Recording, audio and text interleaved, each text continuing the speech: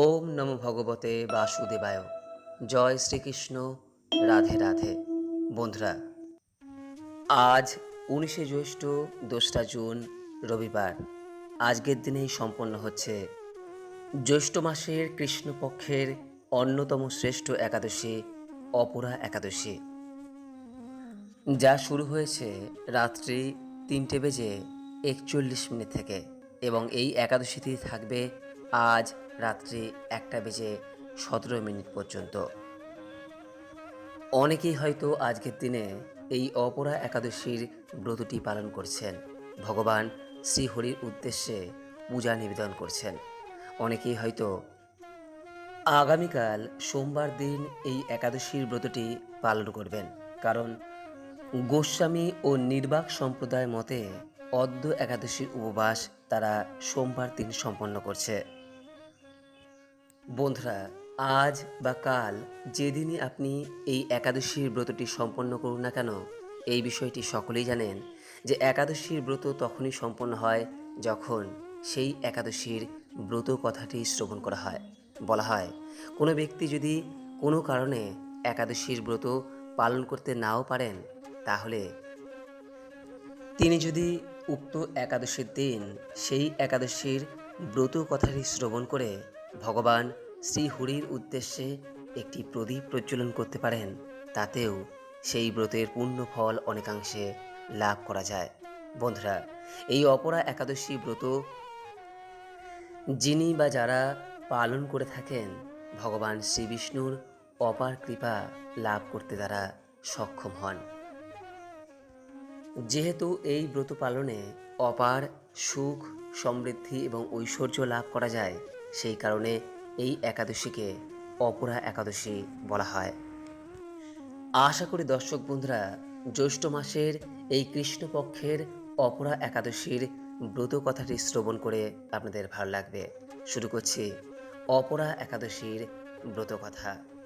হে কৃষ্ণ করুণা সিন্ধু, দীনবন্ধু জগৎপথে, গোপেশ গোপিকাকান্ত, রাধাকান্ত নমস্তুতে। জয় শ্রীকৃষ্ণ। রাধে রাধে। মহারাজ যুধিষ্ঠির ভগবান শ্রীকৃষ্ণকে জিজ্ঞাসা করলেন, হে জনার্দন, এই কৃষ্ণপক্ষিয়া একাদশীর নাম কি এবং তার মাহাত্ম্যই বা কি? আমি শুনতে ইচ্ছা প্রকাশ করি, আপনি অনুগ্রহ করে তা বর্ণনা করুন। ভগবান শ্রীকৃষ্ণ মানুষের কল্যাণের উদ্দেশ্যে অমৃতসম কথাগুলি যুধিষ্ঠিরকে শোনালেন।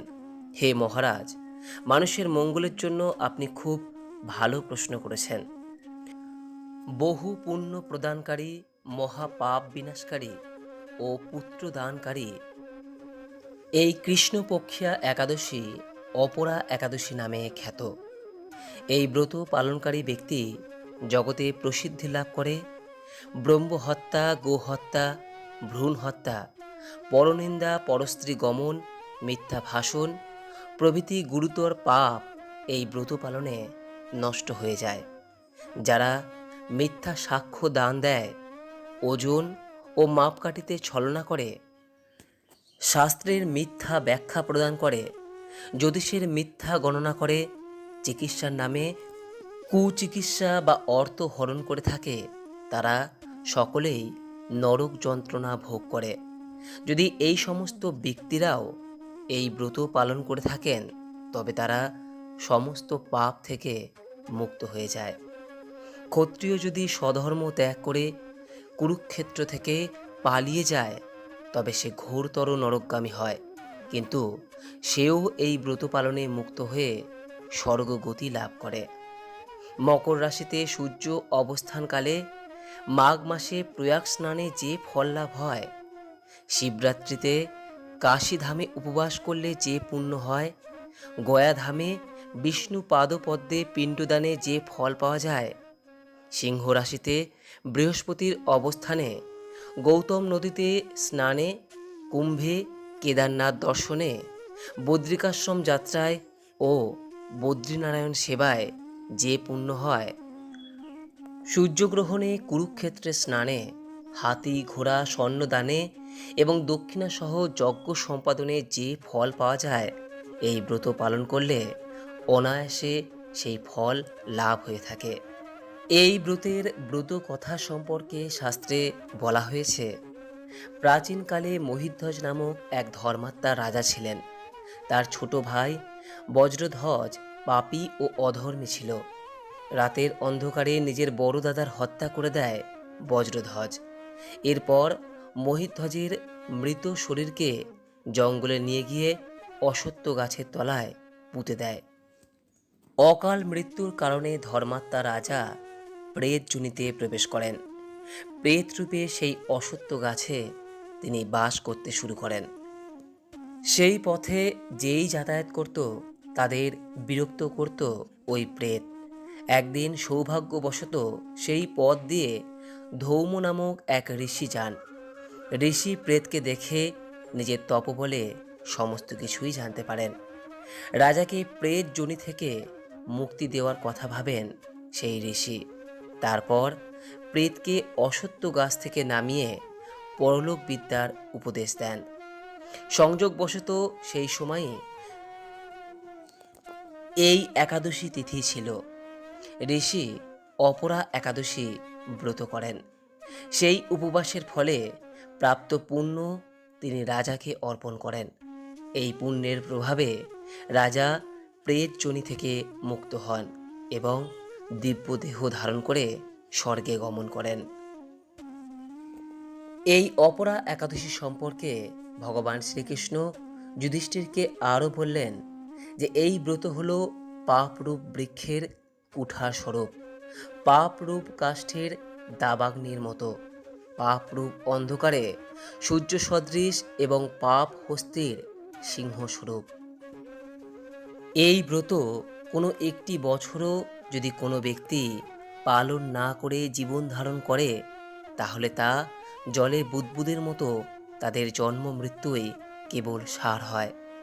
অপরা একাদশীতে উপবাস করে শ্রী বিষ্ণু পূজা করলে সর্বপাপ মুক্ত হয়ে বিষ্ণু লোকে গতি হয়। এই ব্রত কথা পাঠ বা শ্রবণ করলেও সহস্র গোদানের ফল লাভ হয় এবং এই ব্রতের পূর্ণ ফল অনেকাংশে লাভ করা যায়। ব্রহ্মাণ্ড পুরাণে এই ব্রত মাহাত্ম্য বর্ণনা করা হয়েছে। ভগবান শ্রীকৃষ্ণ এই বলিয়া এই অপরা একাদশীর ব্রত কথাটি সমাপ্ত করিলেন। বন্ধুরা, একাদশী ব্রত পালনের প্রকৃত উদ্দেশ্য কেবলমাত্র উপবাস করা নয়, বরং নিরন্তর শ্রী ভগবানের নাম স্মরণ, মনন ও শ্রবণ কীর্তনের মাধ্যমে একাদশীর দিন অতিবাহিত করতে হয়। আর তাও যদি কোনো কারণে সম্ভব না হয়, তাহলে এই ব্রত কথা শ্রবণ করেও ভগবানের উদ্দেশ্যে যদি একটি সন্ধ্যাবেলায় প্রদীপ প্রজ্বলন করতে পারেন, তাতেও এই ব্রতের পূর্ণ ফল অনেকাংশে লাভ করতে সক্ষম হওয়া যায়। তবে এই বিষয়টি সর্বদাই মাথায় রাখতে হবে যে আজকের দিনে পরনিন্দা, পরচর্চা, মিথ্যা ভাষণ, ক্রোধ, দুরাচার, স্ত্রী সহবাস এই সমস্ত কিছু থেকে বিরত থাকার কথা বলা হয়। আশা করি বন্ধুরা এই একাদশীর ব্রত কথাটি শ্রবণ করে আপনাদের ভালো লেগেছে।